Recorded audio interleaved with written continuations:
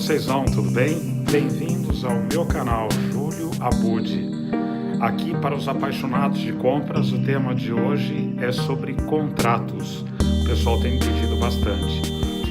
Outro ponto também, tem recebido muito feedback com relação ao fundo. Hoje eu preparei algo diferente, não vai ser sempre que eu vou poder fazer assim com mais luz para ficar melhor. Obrigado pelo feedback. Se vocês gostarem desse vídeo, compartilhem, dê um like, não se esqueçam, façam inscrição no meu canal para vocês poderem ter acesso a novidades em compras todas as semanas, tá ok? Dentro da possibilidade, vou fazer 1 ou 2 vídeos por semana. O tema de hoje que o pessoal tem me perguntado é sobre contratos. Quando é que nós devemos fazer um contrato dentro da área de compras? Primeiro ponto, sempre envolva o departamento jurídico de sua empresa. Ponto número 1. Ponto número 2. Nunca faça um contrato entre compras e jurídicos somente. Se são serviços que envolvem RH, RH deve ser envolvida. Se são serviços que envolvem logística, logística deve estar envolvida. Se envolver marketing, time de marketing tem que ser envolvido. E assim por diante.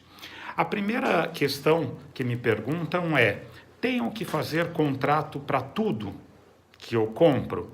A resposta é: se a sua empresa é pequena, é uma coisa. Mas se nós estamos falando de empresas grandes e multinacionais, eu posso afirmar, é impossível fazer contrato para tudo. E aí me perguntam, coisas simples, por exemplo, vou fazer a pintura de uma sala. Eu tenho que fazer um contrato? Eu sempre falo que a gente tem que ter bom senso. Se fazer a pintura envolve a mão de obra terceirizada, eu diria, faz um contrato, porque corre o risco, se esta empresa terceirizada venha a não honrar com os compromissos com esse trabalhador, quem vai ter que pagar a conta é a sua empresa. Então, sempre fique atento, é bom ter um contrato determinando quais são as regras do jogo. E outra coisa de bom senso que eu sempre falo, veja se tem risco de acidente de trabalho. Tem riscos? Por favor, façam um contrato bonitinho junto com o seu jurídico para vocês não estarem protegidos dentro da lei. Outra coisa também que me perguntam sempre, como é que eu faço? Se a minha empresa está só no Brasil, não tenha dúvida nenhuma, é um contrato em português que ele é feito localmente. Agora, se é uma empresa que está na região América Latina, eu tenho que fazer um contrato por país? Não. Você pode fazer um contrato no idioma do fornecedor, no seu geralmente se faz em inglês, ou aqui pode se fazer em espanhol, mas que englobe todos os países da América Latina que esse fornecedor vai estar abastecendo.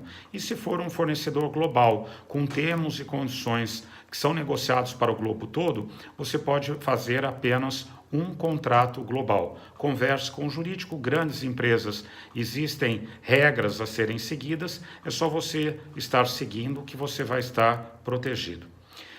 Quando a gente fala, neste caso, não precisa fazer um contrato, o que a gente pode fazer? Vou pegar aqui o exemplo clássico. Vou pintar, por exemplo, o teto de uma fábrica. Ali tem um risco da empresa terceirizada, a pessoa que vai executar o serviço, ter um acidente de trabalho. Neste caso, veja o bom senso, faço o contrato. Agora eu vou pintar a parede, que é baixinha, do lado externo, não tem muito risco. Eu poderia ter somente uma ordem de compra, colocando os termos e condições? Na minha visão, sim, depende, logicamente, da visão da sua empresa. Então vamos lá, um outro ponto que é bastante importante.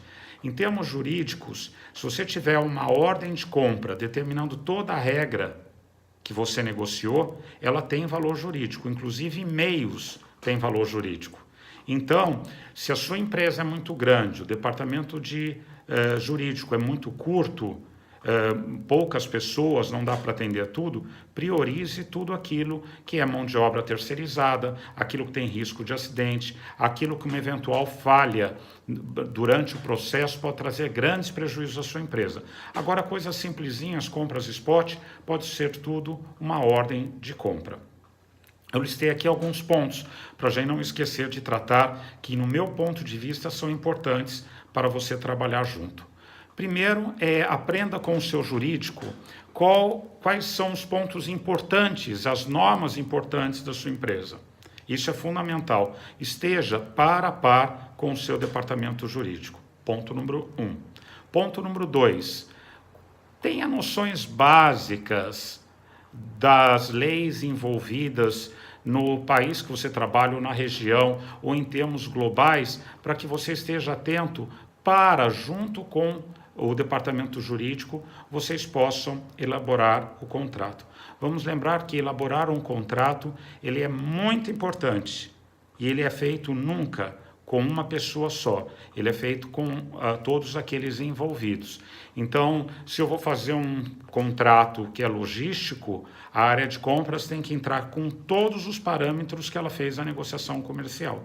Partiu lá da EFI, que é o Request for Information, durante a cotação que o fornecedor pode cumprir ou não, você tem que transcrever tudo para um contrato. O time jurídico vai entrar com todas as informações já da companhia, eu vou aqui citar à frente quais são aquelas que podem existir, e o departamento envolvido, aqui no caso logística, todos são os requisitos que eles desejam durante o processo de abastecimento.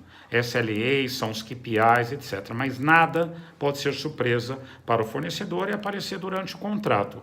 Tudo que tem que ter sido envolvido no processo de cotação. Isso é bastante importante. Item número 3, entender os estágios e o relacionamento que você tem com o fornecedor e casar a informação. Muitas vezes o fornecedor pode passar um monte de informações importantes, vocês podem fazer em conjunto os contratos. Geralmente o contrato começa com a área comercial, a área que utiliza, jurídico é envolvido, e é feito entre a sua empresa e o seu fornecedor. São aí contratos grandes, é legal fazer sempre junto para não ter problema e não ser uma surpresa.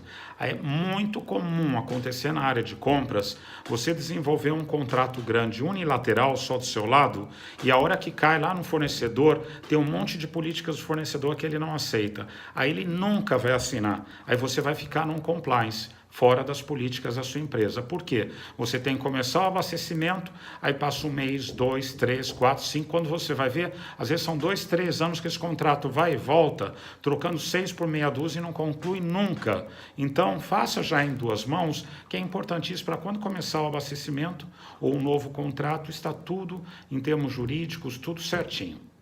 O ponto número 4 é analise muito as necessidades que você tem que fazer. É muito chamado globalmente de No Disclosure Agreement, ou contrato de confidencialidade.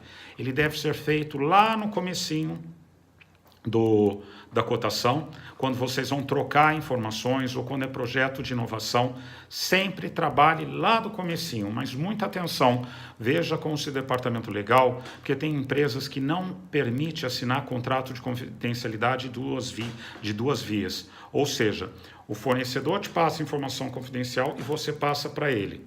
Muitas empresas não aceitam isso.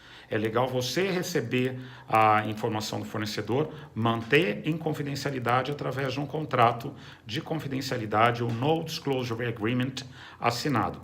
Por quê? Corre-se o risco, quando a gente está falando de projetos de inovação, eu já presenciei isso em empresas, quando você assina um contrato de 2 vias, aí você faz um evento de inovação. Ou seja, as suas informações são confidenciais, o fornecedor também.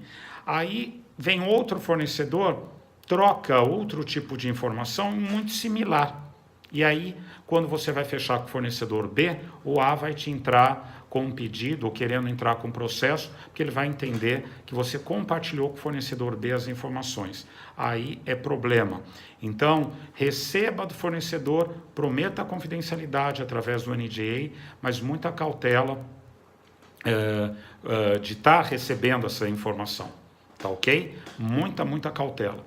E as informações que você passa, essas aí estarão protegidas pela parte do fornecedor, através do NDA, No Disclosure Agreement. Então, ponto de atenção, converse com o seu jurídico, veja se a sua empresa permite 2 vias ou não. O próximo ponto, dentro ainda do ponto 4, são os Evergreen Contracts. O que é isso? Contrato sem data de término. Eu não gosto disso daí, não acho legal, porque tem que ter cláusulas bem claras de negociação, de reajuste, etc. E não é legal, é melhor você ter um contrato de 3 anos, depois você vai lá e prorroga. Mas eu não recomendo contrato sem data de término, não acho legal. As coisas mudam, tá? Outra coisa que eu acho legal, desenvolva junto com o seu jurídico modelos padrões, templates de contrato que você possa usar para quase tudo. Fica muito mais fácil trabalhar. E quando você tem, você preenche o cabeçalho junto com o fornecedor, as regras ficam combinadas, fica tudo muito mais fácil.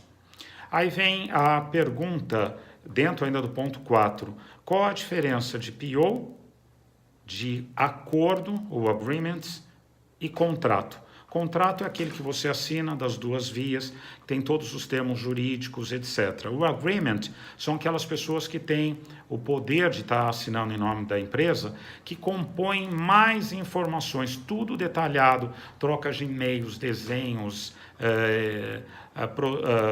todo o desenho, vamos dizer, numa construção civil, compra de máquinas. Geralmente esses acordos ficam bastante grandes, que são legais também, é uma outra forma. E a PO é aquela que você manda através de sistemas, a automática, que para compras spot, ou seja, vai para 100% dos materiais em toda a empresa. Mas ali eu recomendo você ter tudo o que você precisa. Por exemplo, tem empresas que têm cláusulas já acordadas de trabalho infantil, já vai estar lá. Trabalho escravo, já vai estar lá. Cláusulas da empresa de compliance, as políticas da empresa para trabalhar o que precisa, vai estar lá. Seja agreement, seja PO ou seja contrato, essas cláusulas, que são as normas da sua empresa, sempre estarão incluídas. Depois é importantíssimo também você deixar claro o que você negociou, qual a forma de pagamento, quando que vai ser o reajuste, se vai ter ou não, se são planilhas de preços abertas ou não, deixar tudo muito claro. É importantíssimo nesse ponto também, às vezes a empresa tem que ter visitas de auditoria, e aí o fornecedor não permite. No contrato, se você vai ter auditoria sua, que vai lá no fornecedor, dentro do contrato tem que ter, inclusive de tempo em tempo, vai ser a cada uma vez por ano, todas as qualificações que esse fornecedor tem que ter, dependendo do tipo de materiais, você vai ter que colocar lá antes de assinar o contrato e certificar que ele tenha, para você não entrar em fria. São pontos bastante importantes. Aqui foi uma rápida listagem do que eu acho que é extremamente importante em contratos. Então, converse, defina se o contrato vai ser local, regional ou global, é um ponto bastante importante. Defina os impostos, se o preço está com imposto ou sem imposto. Defina o risk management, quais são os gerenciamentos de risco que você vai ter, se você vai ter indicadores de performance, ou os famosos SLAs, que vai acompanhar com o fornecedor, quais as penalidades, evite assinar contrato com multas, cláusula de saída é fria, defina a privacidade que você queira ter durante o período de contrato, defina se o material tem patente ou não tem, defina tudo com o negócio e com o legal. E aí vai ficar tudo muito mais fácil de você trabalhar. Espero que vocês tenham gostado dessa rápida dica, aqui é muito sumarizada, de tipos de contrato, para que você esteja totalmente protegido. Se você gostou, assine o canal Júlio Abud, dê um like e compartilhe. Excelente semana para vocês, até a próxima.